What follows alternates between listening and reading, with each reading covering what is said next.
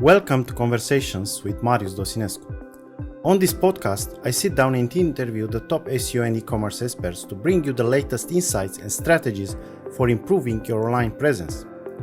Whether you're just starting out in the world of SEO or you're seasoned pro looking to stay up to date on the latest trends, this is the podcast for you. So, if you're ready to take your website to the next level and learn from the best in the industry, be sure to subscribe to Conversations with Marius Dosinescu. You can find us on AYSA.ai, where you'll also find a wealth of useful information and amazing podcasts to help you grow your online business. Thanks for tuning in, and we'll see you in the next episode. Hello, everybody. Hello, Tudor. So, welcome to the latest episode of Conversation with Marius Dosinescu, where we explore the latest trends and insights in the world of SEO, e-commerce, and AI, of course. Today, we have a special guest, Tudor Galos, the best GDPR expert I know. Of course. With a lot of years of experience in the industry, he is a true expert for a lot of industry verticals in terms of GDPR. And the subject today is how GDPR is impacting AI or the other way around. And of course, SEO. So let's get started. Welcome, Tudor. Thank you very much, Marius. Yes, thank you for inviting me in your cool podcast. Yeah, it's just at the beginning, but I'm trying to approach subjects that I'm interested in. So also, I think a lot of people are interested about this subject, GDPR and AI. So I think it will be a very, very interesting podcast. First of all, let's start with a few things about you and about your experience in this field. So I'm working in a company. I wouldn't say leading. I'm actually working in a consulting company, boutique consulting company, Tudor Galos Consulting. Together with my colleagues, we are delivering GDPR compliance projects at our customers. We work with over 150 customers across Europe, the United States, United Kingdom, and the Middle East. Amazing. And, what's the name? What's the name of the company? Because Tudor Galos Consulting. So after my name, I was actually very modest. Yes, no, it was a lack of imagination, let's say.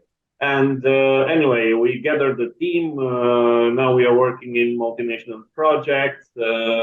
And what we are doing basically compliance 360, let's say. So we are auditing companies. We are doing the gap analysis. We are identifying risks, and we are proposing technical and organizational measures to address all risks. We are doing data protection impact assessments.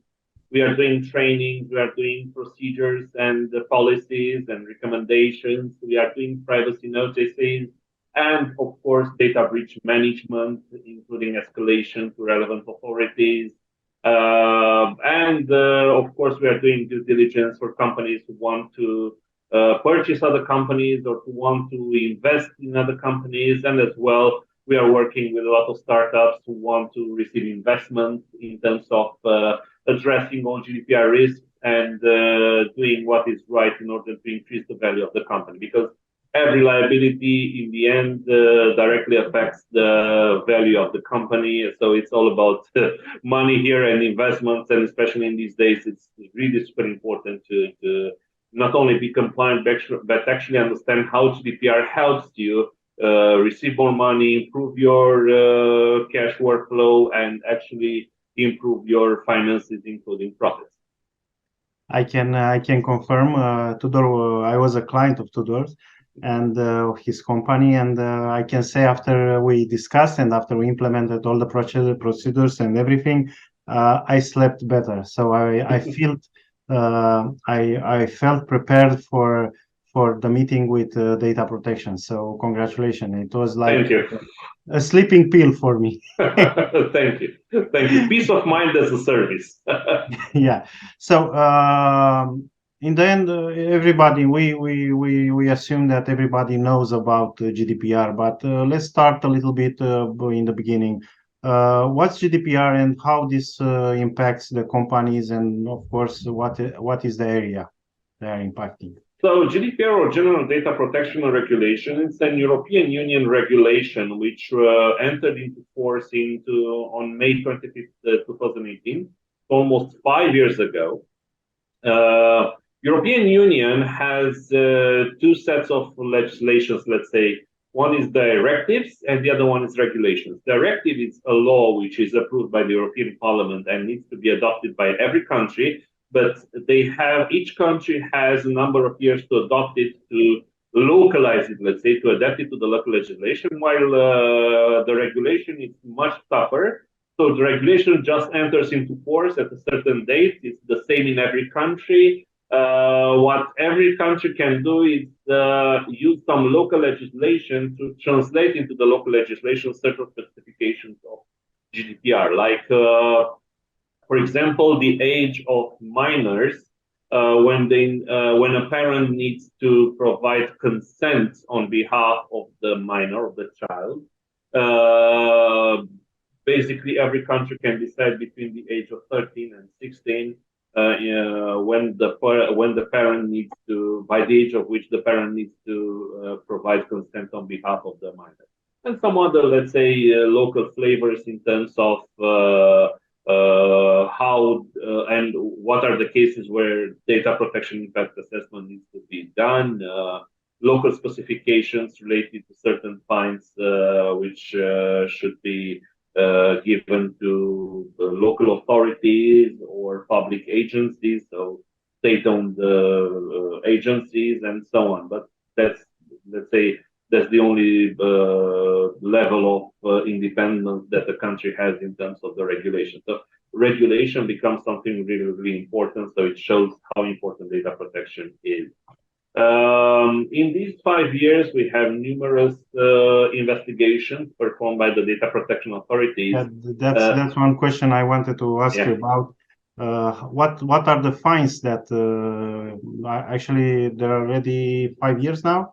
So what are the top fines in the GDPR? Well, the top fines, as expected, were given, however late, to big ad tech players. So the players in the online advertising industry, such as Facebook and Google and Amazon and now Apple recently. This is happening especially due to the fact that many of these companies abuse their customers, and this is the right word, abuse, from the perspective of how they were using their personal data.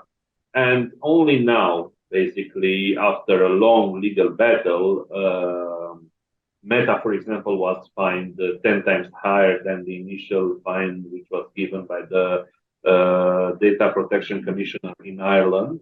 Now the European Data Protection Board asked DPC to increase the fine 10 times, and also make it mandatory for Meta, which is the parent of Facebook, to actually put their business in order and stop doing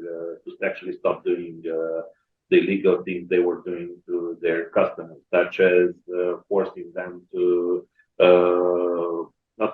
basically monitoring their behavior without them knowing, using some small legal escapes to actually process their data, such as contractual obligation, which is not okay, and things like this. But these days, those were, let's say, the biggest fines.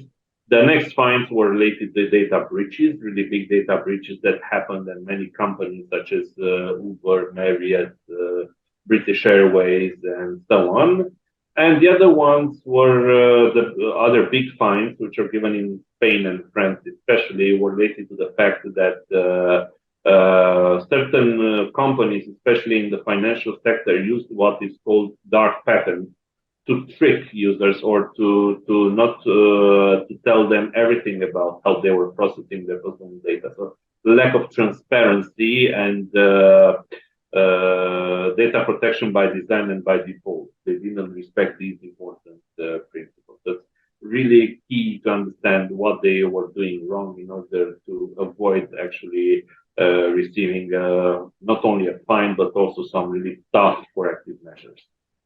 So, can you tell us that if the fines were, I mean, were they doing this intentionally, or they didn't know how to implement the GDPR rules? I mean, it's very interesting. It's a question that I had in mind.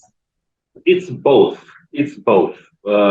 So it's also related to the business behaviors. For example, Meta and Facebook, they said we are putting apart a number of billions of dollars for privacy fines.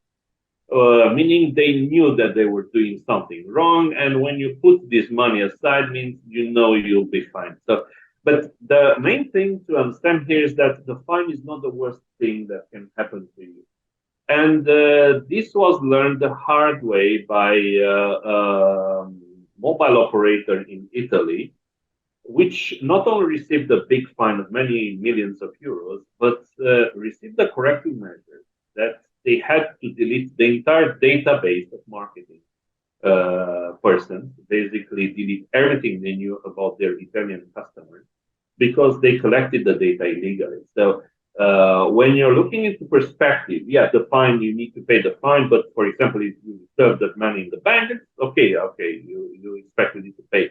However, you didn't expect the authorities to ask you to delete your database, which is the lifeline to you. It's really, you are monetizing that database. It's really important for your cash flow, for your invoices, and suddenly you are left without the database. You only have, let's say, the database of your customers that you invoice, but you don't know anything about their behavior. You don't know anything about, you cannot send them notifications. You cannot send them emails anymore. So suddenly you are drawn back 2 or 3 years of work are actually thrown away. And not only for them, but also for some big retailers, they received the same reprimands and corrective measures. So they had to implement. So this is why the fine is not, let's say, the worst thing that can happen to you, because many said, and yes, they were right. Yeah, the fines were not big enough. They were not as big as GDPR allowed them to be. However, the corrective measures are much more impactful than. Yeah, very interesting. As a short note, do you consider GDPR to be a good thing, a bad thing, a necessary thing? Just short. What do you think about this? Well, I'm biased because my business is around privacy, but we are not only working with GDPR, but with many other regulations and laws around across Europe and across the globe. It's a necessary thing. The good thing about GDPR is that it's a beacon for other countries to adopt and to get inspired when designing new laws. For example, in the United States, there is a bipartisan act at this point. It's a federal act, a federal bill, which will go through the Congress. Hopefully, now that there is a Speaker Congress, we will see this legislation discussed, modified, and finally adopted. So it would be the first privacy legislation in the United States, federal legislation. But till then, we have many other states which already adopted privacy acts, like California, which is the toughest, New York, which is also tough, and Virginia. We have very many states who already adopted privacy legislation, which are very close to GDPR. Also, we are seeing new legislations appearing in Africa, by the way. So in the African continent, a lot of countries adopted privacy legislations which are really close to GDPR. And there are discussions also in countries like Turkey, India, Russia. Before the war, they made some modifications, but now, of course, you cannot transfer data you shouldn't transfer personal data to Russia. China did some interesting approach related to their privacy legislation, meaning actually, if you want to process personal data of Chinese people, and if you want to export data from China, you need to do a lot of paperwork and declarations because they want to protect the lives. So in the end, it's a very good thing. It's a necessary. It is a good thing. It was necessary. What needs to be done now is to update it because a lot of things changed. We have a lot of best practices. We have a lot of knowledge. So now we must make it even more efficient.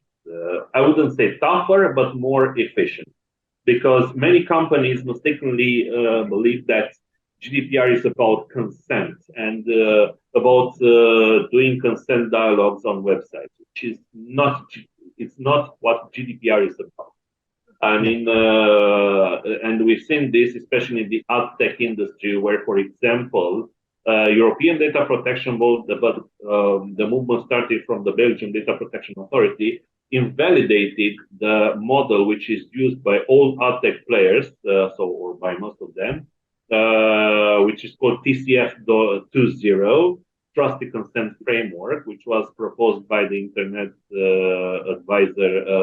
Advertising Advisory Board, and which was invalidated. So basically, the whole ad tech industry at this point is at fault.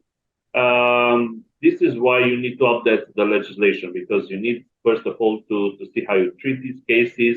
The industry changed a lot. We have privacy first browsers, privacy first applications, approaches like what Apple did, that created a lot of trouble for Facebook and Meta. Basically, they are filtering all personal data which is sent to application providers. So the user must provide consent firsthand before the data is exported, and so forth and so on. But things changed a lot, so the legislation should be updated as well. Okay. As you know, my new business is AYSA.ai. It's a SEO automation platform for e-commerce industry. Of course, I love e-commerce. I love SEO. What can I do? I can combine those two. But today's discussion is related to how GDPR is impacting AI, or the other way around. So my first question is, how does GDPR apply to personal data used in AI algorithm and models? So, really good question. Clearly, AI, it's a very nice buzzword these days, especially now that we've seen what ChatGPT can do, what DALL-E, the AI-based image creator, can do. So we see a lot of examples where AI is used a lot. But not every application is AI. This is the first thing that we need to understand. Why do I want to emphasize this? Is that I see a lot of companies saying, hey, we have an AI-based application or AI-based solution. But it's not really AI-based. There are many companies that are using the buzzword AI, which is wrong, because actually, at this point on how AI is working, if you put into an AI algorithm personal data as inputs, at some point, the AI algorithm will discriminate people. And this is, how should I say, this is an immutable law at this point. The reason being that AI has no feelings. AI at this point, you need to teach algorithms about things like ethics, things like empathy, because algorithms don't have ethics. So, for example, when you're looking at let's say you want to use an algorithm to predict, for example, and this is one of the best examples, where things went wrong, where you can predict that based on a inmate, so on the criminal record of a person, to predict whether that person will commit a crime or not. What do you take into consideration? And this is really tough in the United States, because they use such algorithms that they discriminated immediately. Basically, they said that all people of color are clearly most likely to go back to prison, while white Caucasian people are very likely not to go back to prison. And this was wrong, because the algorithm missed something really important, but it wasn't the algorithm. It was basically the people who inputted data into the algorithm, because they provided only contextual data. Okay, so basically they looked at the file of that person, they looked at their race. So the algorithm learned that based on statistical data in the background, if that person is from a certain race, clearly that person will fall into this category. So this is what AI algorithms do. This is how they work. Okay. So at some point they discriminate. So whenever you input personal data into an algorithm, in order not to discriminate, you actually need to carefully choose the data. And in AI, you have several mechanisms or what is called PETs, privacy enhancing technologies, especially for AI, where that needs to be applied in order, for example, to make sure that the algorithms are processing the relevant amount of personal data, including the context of the personal data, such as the fact that if that person, for example, comes from a certain neighborhood or from a certain area where people are most likely to do crimes, it doesn't matter the race of that person because it's in the context. Okay, but if that person, let's say, is coming from a neighborhood or from an area where criminality is low, it's most likely that that person will not do a crime again. And this is a simple example of failed context. That context was missed, so the algorithm learned on the data they were provided and came to the wrong conclusion. I also seen some really bad examples of using AI, and this was, I think, in UK. They used like automatic decisions for online interviews, meaning they were talking to a candidate. I mean, HR people, recruiters were talking to a candidate, like the two of us are discussing right now. And you see that we are moving our faces, we are moving our eyes, we are moving our lips, we are moving all our facial muscles. So they designed an algorithm that theoretically detected when a person was lying. So that's a problem. Okay, why is this such a problem? Because they used some specific cases of people who are lying to teach the algorithm that if a person does some certain facial movements, clearly that person is lying. Okay, but what if that person has a problem with the facial muscles? What if they have a nervous disorder? What if they are from a certain culture that expresses their emotions differently than we do? What if it is a person of color? What if it's coming from a different, let's say, a background from than the persons that were used to train the algorithm? Then the algorithm will take wrong decisions because the person is most likely to lie when that person did not lie. So that's an example where things can go wrong. Okay, this is why when you are using AI, and specifically in such sensitive scenarios, you must perform something called DPA, Data Protection Impact Assessment, where you need to ask all the tough questions and make sure you have, when you identify the risk, that you address every risk. If you have a residual risk, you either request an approval from the supervisory authority in the country where this is taking place, or you drop the processing altogether. Okay, so basically at this moment, as I understand, the impact of GDPR, basically the rules that were in place already are applying to AI also. Yes. But help us, because at this moment, I would like to give some exact example. So, for example, if I'm using Chat GPT to write certain emails that contains personal data in it, and of course, I'm feeding the Chat GPT with those data. How does this apply? How this GDPR apply to ChatGPT? Because I only subscribe there, and I don't remember, for example, myself, I don't remember giving my accept to use the data as they want.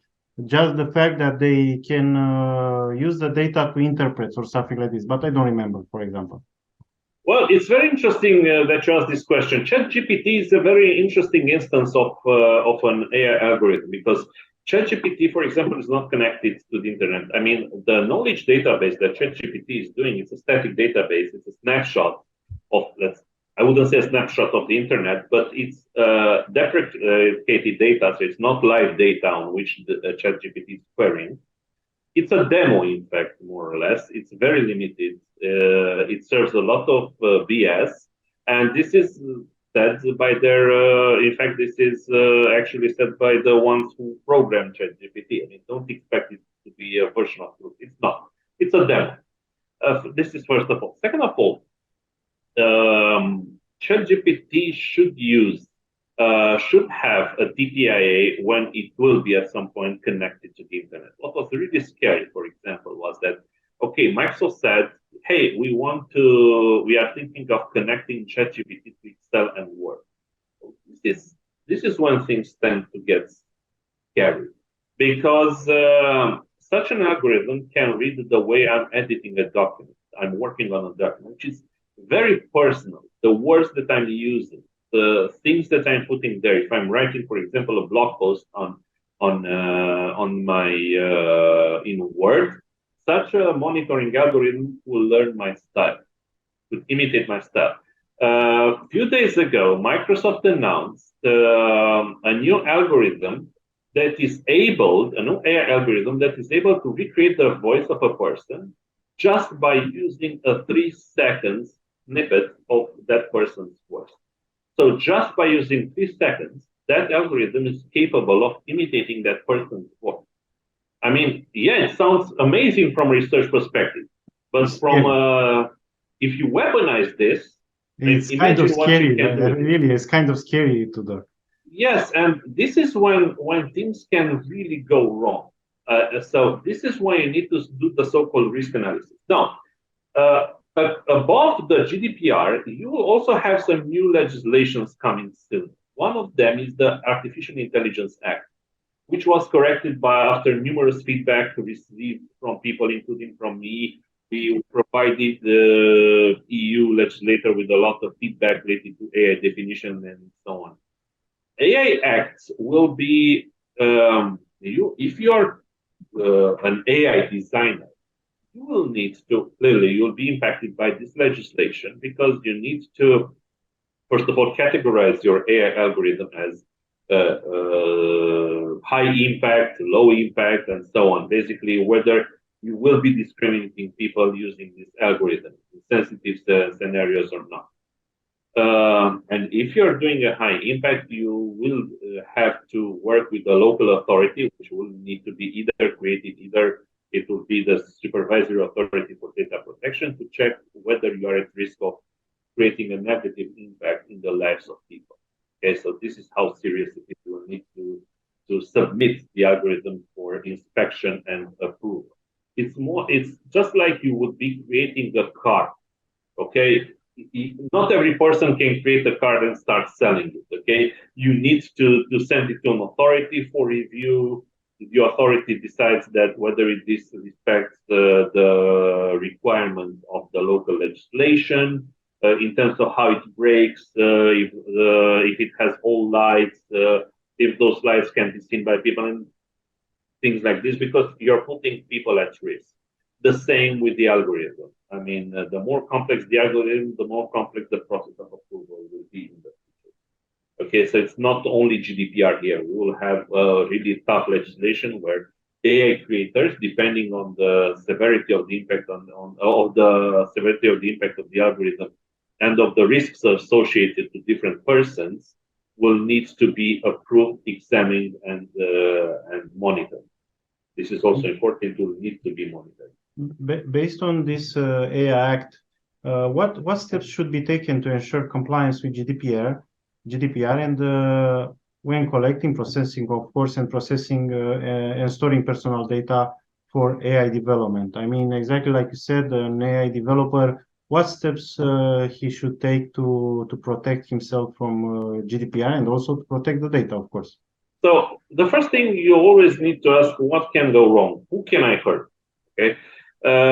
Because again, personal data is not about simple numbers or texts or like, name, surname, national identification number, behavior, IP address, license plate. It's about the lives of people. So these numbers are actually connected to some part of somebody's life. So in the end, we are working with the lives of people. When you're inputting personal data to an algorithm, you must make sure that the data that is generated by that algorithm, which is personal data, is not harmful for those persons. Okay, it's really important to examine and to test what is doing, what the algorithm is doing, what decisions taking, what can go wrong. Only in those moments you realize whether you're creating a good product or whether you're creating a product which is bad. It's a lot of common sense involved here because AI Act will be a new legislation. We have GDPR at this point.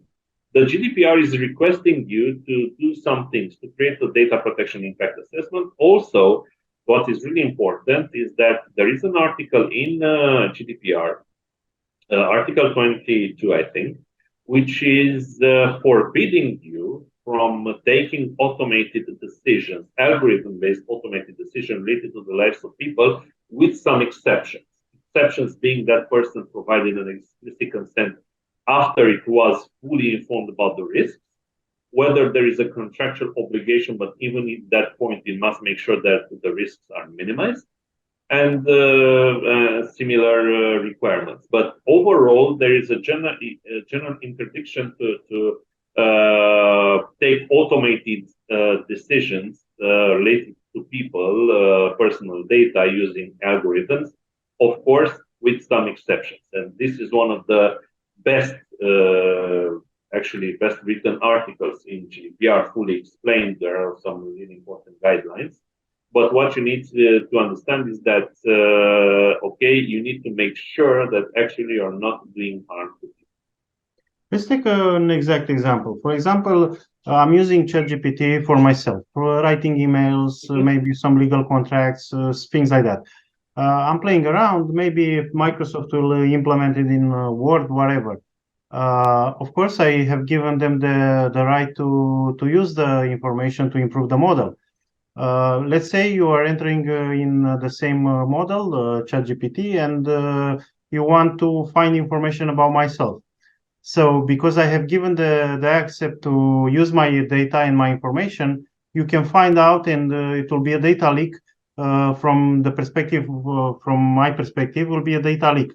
How can they, how can they be sure they are not making this mistake? And because I'm sure by using conversational algorithm and interacting with him, you'll feed the personal data, even if it's I don't know, the way I consume meat every week.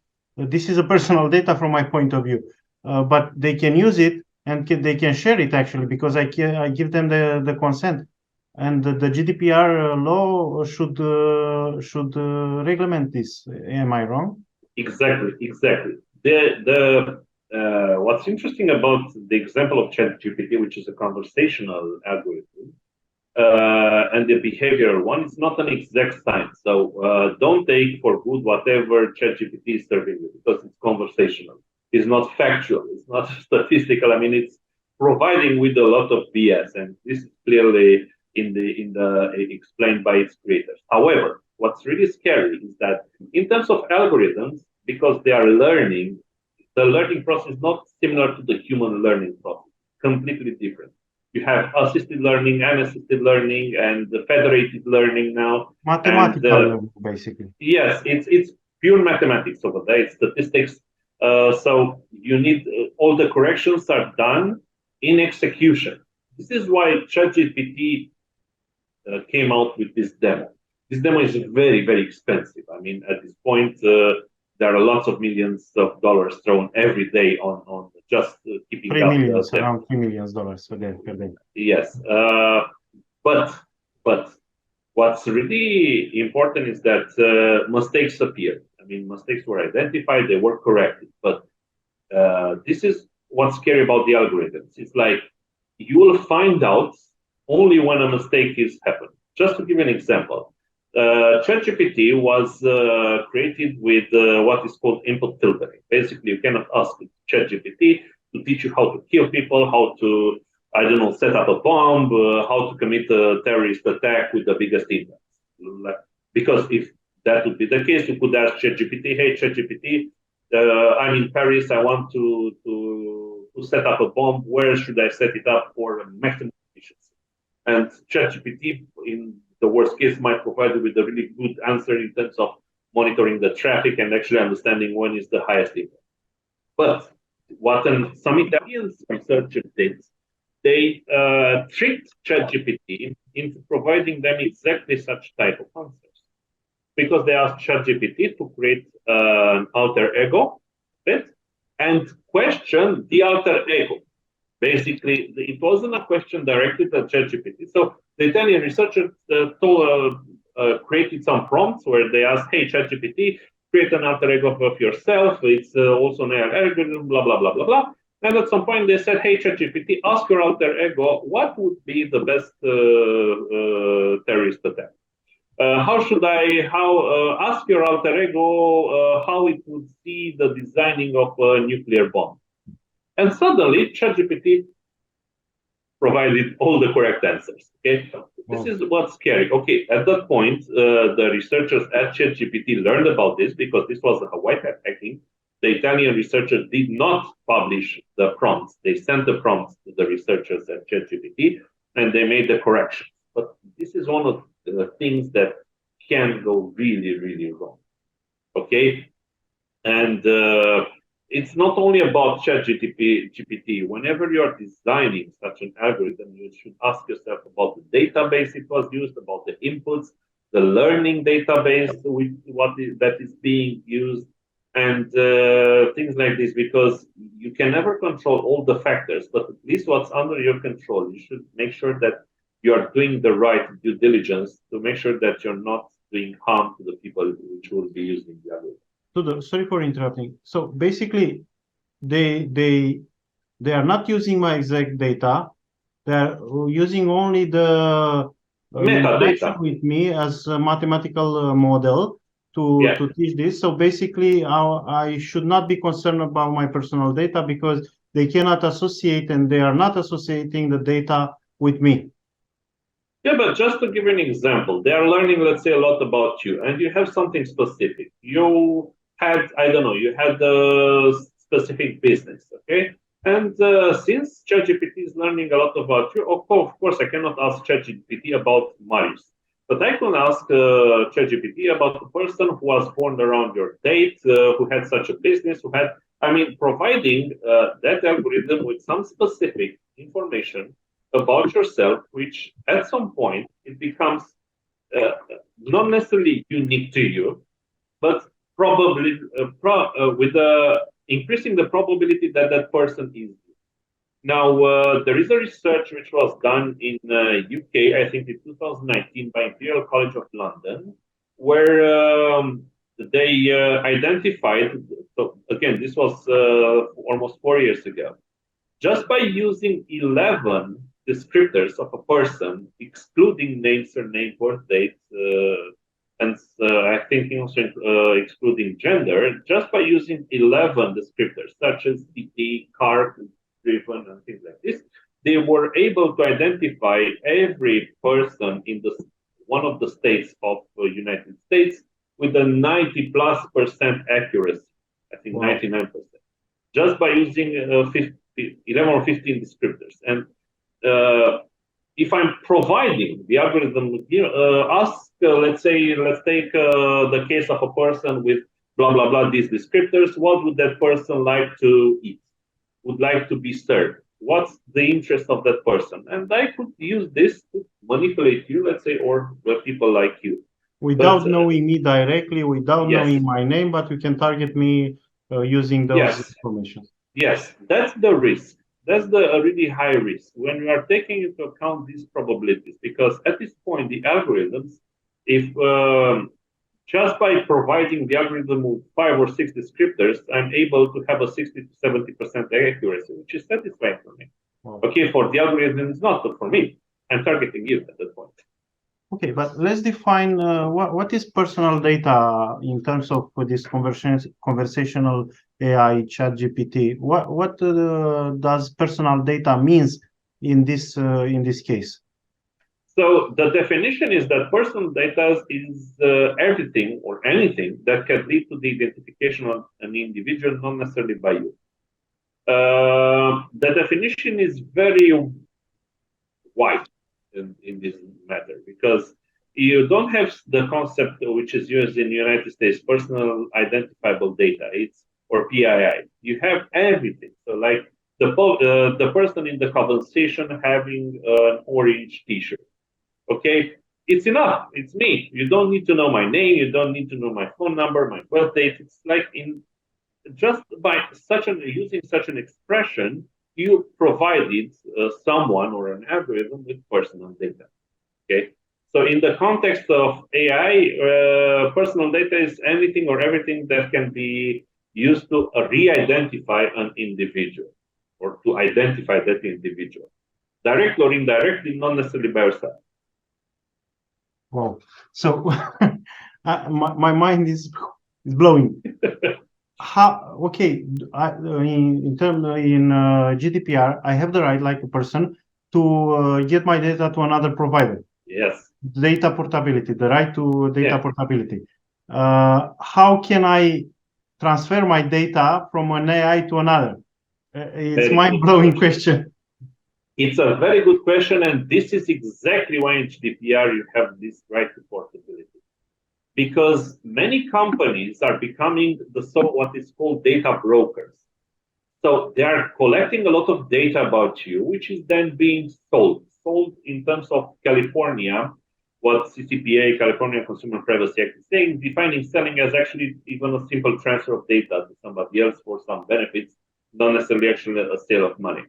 But let's say that such a data broker will be able to sell your data to marketing agencies, to FMCG companies, to political marketing companies. Is much scarier.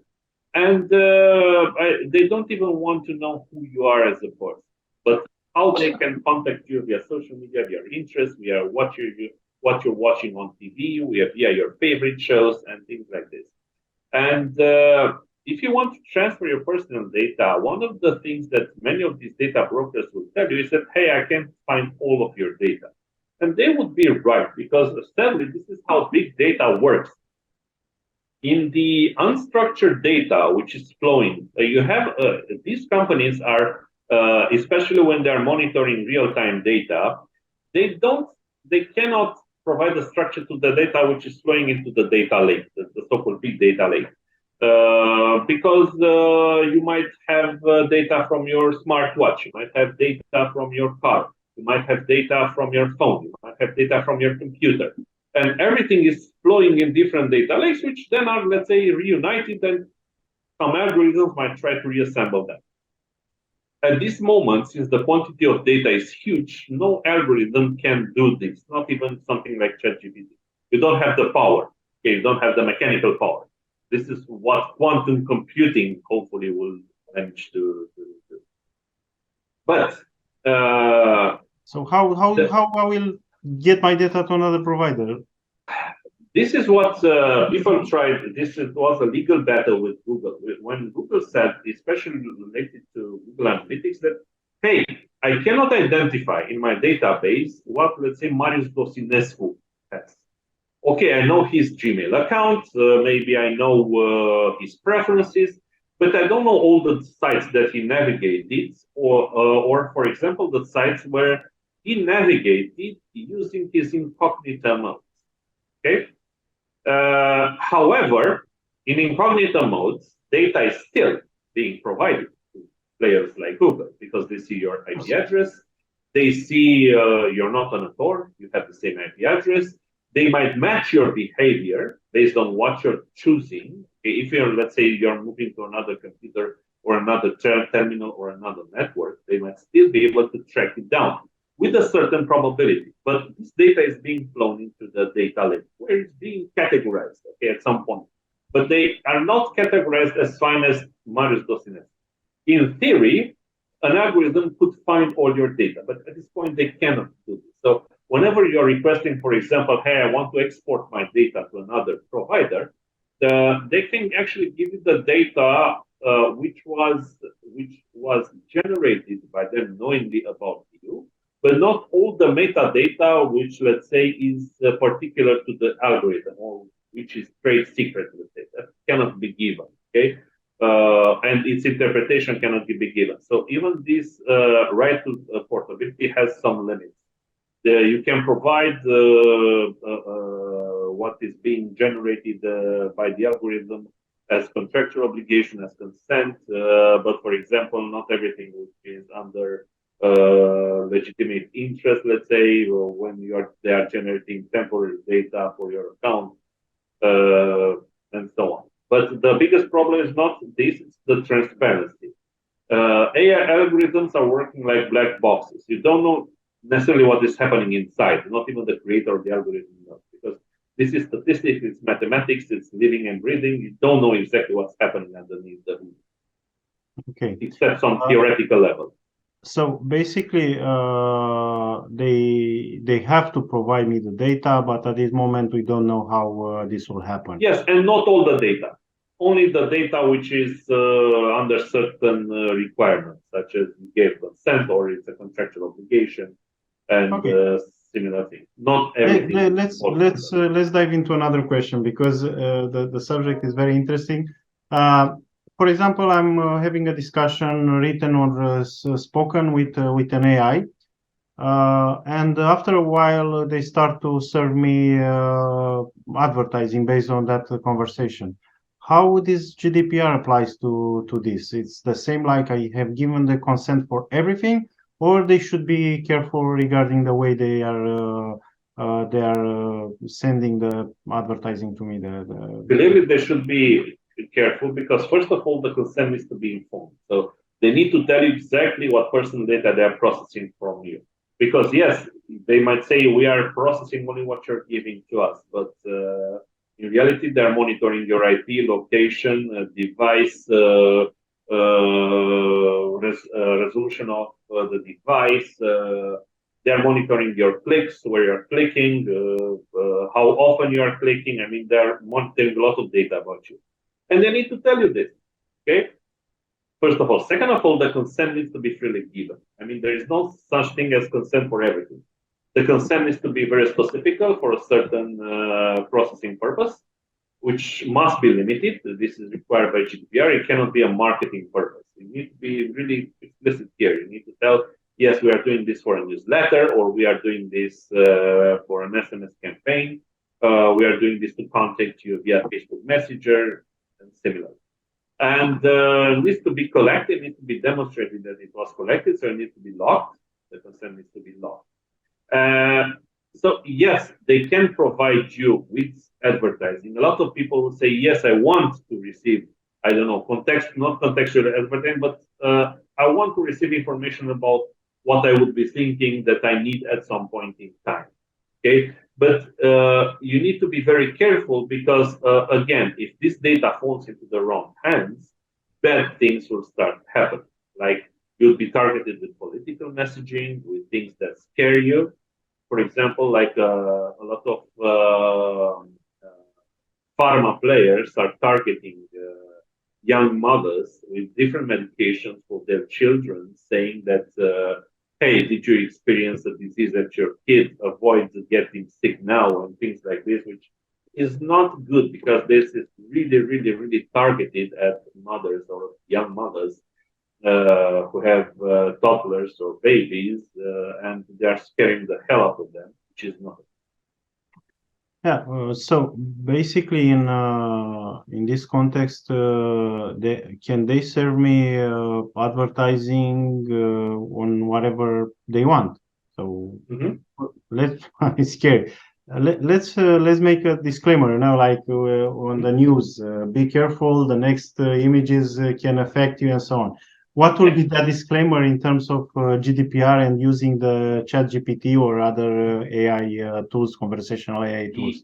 You need, first of all, it's not just the disclaimer. It's how you build a product. And how, just to give an example, when you enter into a building, let's say a new building, you don't see a disclaimer saying that by entering here, you give your consent for whatever it happens. By entering here, you consent to the fact that this building might fall, I mean, a floor might fall, or I don't know, the stairs might fall. I mean, because you have regulations in the construction industry. At this point, you don't have regulations or tough regulations in the IT and advertising industry. You should be not only notified, but the way the product is designed, the so-called privacy by design and by default principle must be abided. So, I mean, products must abide by this principle. And solutions in order not to harm people. Consent is only to things which are good to people, such as, yeah, I want to receive some extra advertising, I want to receive some information, and so on. But not, I mean, the bad things must be taken out of the discussion from the start completely, just like in construction or car industry, which are regulated. So basically, we should be very careful what we feed to ChatGPT and to avoid personal details. Yes. This is the conclusion that I've seen. Okay. Do you have any idea in relation with the transfer of the data? I mean, for example, ChatGPT, not transfer of the data and data portability, but I don't know at this moment. I was trying to find where they host the data. Are they allowed to host the data in the United States? Are they forced to host the data in Europe? Or what's your thoughts on that? At this point, I think it's, I didn't even look into this. Data localization is a big issue these days. There is a discussion at this point. I mean, there is a new, not only a discussion, it's happening. It's an adequacy decision which will be submitted for approval by the European Commission in terms of an adequacy decision of data transfers between European Union and the United States, the so-called transatlantic data privacy framework, where certain companies, I mean, there are some specific executive orders issued by Joe Biden in the United States in preparation for this transatlantic privacy framework. So hosting of the data in the United States shouldn't be such a problem at some point. The biggest problem would be if, let's say, certain secret services from the United States might want to use this data in order, I don't know, to do something to an European citizen they suspect of being terrorists on some bad person. Because EU people are protected by GDPR, and when you are transferring data of the United States, they are putting it out from the scope of, not out of the scope of GDPR, but out of the protection and enforcement of GDPR. This is why the previous adequacy decision was invalidated by European Union Court of Justice. So we'll see what happens now with the new legislation. So that's, I wouldn't see it such a big problem if the data is hosted in the United States. It will be a problem in the future. But data localization is becoming a hotter topic now with the legislation that we are seeing coming from India and China, which also most probably will also trigger a development and enforcement in terms of EU legislation, in terms of data transfers outside the EU. Very, very interesting. I want to go to SEO and GDPR for a few more questions. But before, do you have any other things that you want to recommend in terms of AI and GDPR or GDPR in general or whatever? I would say in terms of AI and GDPR, make sure your products are safe. Okay, I mean, ask all the things that can go wrong. Because if you launch a product and the product does bad things, it will be really hard to fix. Okay, before going to SEO, I want to ask you a few questions about funny things. Tell us a few funny things about GDPR and funny, from your experience, of course, not what you have read over the internet. Tell us a few things that are funny in terms of GDPR and different businesses. I could write a book on the. Let's write it. Let's write it. Yes, I think it's fun. Batman of GDPR. We had many people trying to abuse GDPR and weaponize it. From people saying that, hey, if I don't, for example, in the first days of GDPR, a lot of persons having credits at banks wrote to the banks asking them to delete their data because they had it, thought it's an absolute right and they wouldn't have to pay money back to the bank, which of course is not the case. We've seen people actually trying to delete their data from previous employers, saying that, hey, I don't want people to know that I work for you. Well, bad things, because there is a legislation in every country, a labor legislation, which is asking employers to archive the data of former employees for pension calculus. So they have all the data for a big number of years. 50 or 100, I don't know. Depends on the country. Also, we've seen a lot of activities in terms of, for example, people in the store who like the client and they send them a friend request on the internet, and this is not okay under GDPR because you attract the responsibility of the employer, even if you do so. We had issues with couriers who deliver some parcels, and then they started contacting those persons because they liked that person. And anyway, a lot of crazy people on the GDPR side. We had a person who received an SMS, and this is, for example, an issue with old phone numbers, because in Romania was a specific case for people having a lot of phone numbers because they received a lot of promotions from mobile carriers who issued a lot of prepaid cards, and people bought these prepaid cards, and once the credit was used, they simply threw the SIM card. And at some point, the mobile operator started using those numbers, so they started selling those numbers as subscriptions. And of course, many of them had certain SMS subscriptions on them, fully legally obtained with explicit consent. This was the case for retailer that I'm working with, and a person received one SMS in one campaign because we actually looked at the logs, and one SMS, that person sent an email to the carrier, to us, to the customer, to the prime minister, to the president, to the minister of internal affairs, and of course to the supervisory authority, saying that he cannot sleep at night due to the numerous SMS that he is receiving from the retailer and from the mobile carrier and things like this. I mean, it was amazing. I had another person at an event who stayed in the first row 8 hours. I mean, it was a really long event, one day, or 5 hours, I don't know, from morning till the evening. And at the end, that person wrote a 3-page email saying everything which was wrong from a privacy perspective from his point of view, stating that there were photos taken, that consent was not legally obtained, that it wasn't fully informed. It was a nightmare. 3 pages of pure bliss. Again, I can write a book after that. Very, very interesting. Also, I think the confirmation of the companies, they started to be more and more they got to know GDPR and they started implementing correct procedures. Also, I thought about GDPR as something simple, but after I went, I started dig in the documentation and everything. And of course, after I worked with you, I realized that it's not a very simple thing, and you need to implement technical procedures, you need to implement legal, you need to implement backups, you need to also to inform your employees and everything. So I learned a lot by working with you. In terms of SEO and GDPR and SEO, are they interacting in some way? Do you have some cases where GDPR impacted the SEO strategies? What do you mean by the SEO strategies? Like, of course, let's say I don't know, the company used the name of the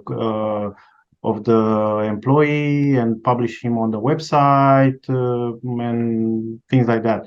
And of course, when you search for a name of the person, maybe you can find. That's it's okay to, again, whenever you're doing a processing,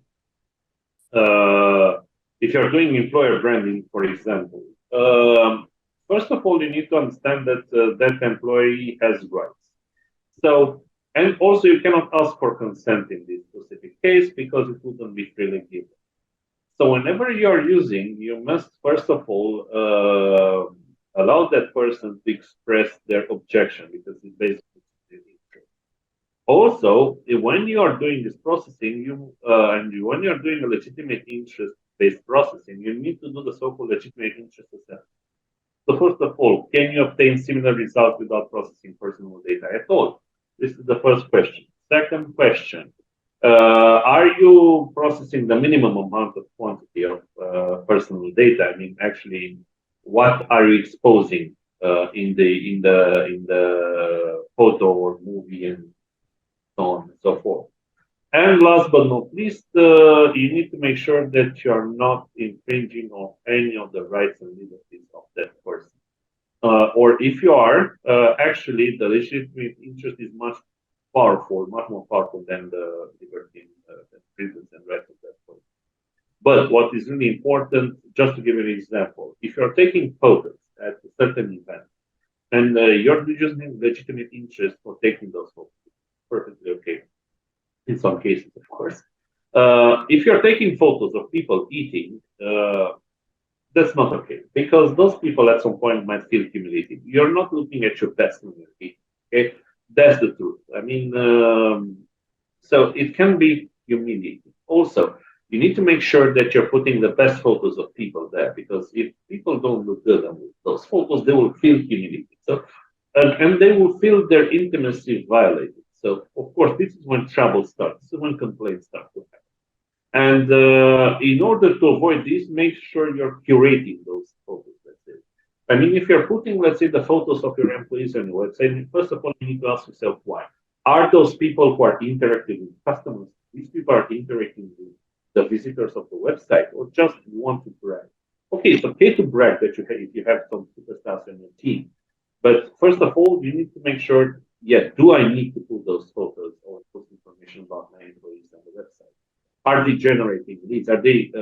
Is this contributing to them achieving their targets? If yes, please make sure you do. But otherwise, minimize the amount of content you're putting there. For example, okay, you're putting, let's say, the email address of that person, or even better, the email of the department that sales that. If you're putting phone numbers, mobile phone numbers, that might be problematic because at that point, that person might get some really nasty harassment, phones at times, SMS, threats. I mean, just imagine how crazy people are. Okay, so so basically, if, for example, I have the papers for allowing me to use his image. Of course, he allows me to use his image and the name on the website. But for some reason, he doesn't want to be on Google or on Bing. I have to comply with that, right? I mean, I have to do all the diligences to take him out of the search engines. Yes. Okay. It's also part of the search engine, but also something you can block Google and Bing from indexing that page. So basically, we need to block the page not to be indexed by search engines. Okay. Thank you, Tudor. Now I just want to go a little bit on the other part. I have a question, a personal question in relation with GDPR. And because it's very interesting how your profession affects your personal life, and that's why I'm asking this question: how this job you have impacts your personal life? Oh, tough question. I mean, first of all, I'm an entrepreneur in Romania, which is an adventure, I think. It's something really cool because as an entrepreneur, I get to spend more time with my family than being a simple employee, as I was till now, till 5 years ago. It gives me the freedom to act, work whenever I want. Of course, it's a two-edged sword because sometimes you work too much. You work at night, you work during weekends. So it's a two-edged sword, this freedom.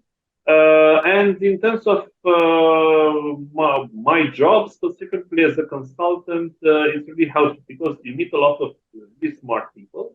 I'm working with really, really super smart people, not only in my team, but also as customers. I mean, I learn a lot. They learn from me. It's a mutual learning experience. For example, Marius, I learned a lot from you and from how a flower business works. And I'll keep learning from you in the future. And it's really great to work with a lot of smart people. I miss that Because when I work in a corporation, for example, you have to do a lot of internal things, a lot of internal affairs, a lot of internal bureaucracy. Well, working with customers, it's really, really cool directly. I mean, it's diversity, it's excitement, and you see the impact of your work. So in terms of personal experience, are you tough with suppliers in terms of GDPR? Do you make them sweat? I wouldn't say tough. I would say I'm fair. I mean, everybody is expecting from us to be really, really good. So I'm also expecting from my partners to be really, really good as well. I mean, it's not tough. It's a simple matter of respect, of mutual respect. If I'm offering respect, I'm expecting respect. It's not respect when you're doing the bad work. Okay, so I'm So expecting everybody. if you are going to a supermarket and you see some problems, are you reacting? Are you giving them some advices, or you If just I can let it go? if I know that I can change things, I do. I'm old enough to understand that I cannot change everything. I cannot change the world for the better, but I can make a small impact. So whenever I can make an impact, I'm doing that. That's great. Can you share a few books with us now or later to post in the well, there are several books which are coming into my mind, but I should. I have a list somewhere. The best book I'm keeping recommending to everybody because it has a lot to do, and it's not about GDPR. It's an old book. It was new when I first read it 20 years ago. It's called Presenting to Win by Jeremy Jeffrey, I think, something. We'll include it in the description. No yes, problem. yes, I will put it. And the sales books from Jeffrey Gitomer, where I first learned the concept again 20 years ago of benefit first, basically value first. First, value first. Meaning, actually, I'm providing something of value for free at the beginning, because not only good things happen to those actually doing this at some point, but also it has positioned me as a consultant. So I'm giving a lot of free advice, a lot of freebies, let's say, and at some point they are coming back to me. That's great. Okay. Anyway, we'll share this list of books in the description of the video. Thank you very much. I really hope you enjoyed the podcast, and I'll of course I will invite you in the future when something changes in terms of GDPR. And of course, if you have any other things to add, just add it now. We are about to finish. Thank you. I'm nothing to add. Just good luck, and let's see you again soon. Thank you very much. Okay, that's about it. Thank you for listening. Subscribe and share our video. We'll bring a lot of experts in this podcast, and I think we shared very valuable information today in terms of GDPR and how this will impact AI industry and other industries. We don't have any more time, but I will invite Tudor in a new show, maybe in a few months. Thank you for watching. Thank you for listening. Thank you. Thanks for tuning in, and we'll see you in the next episode.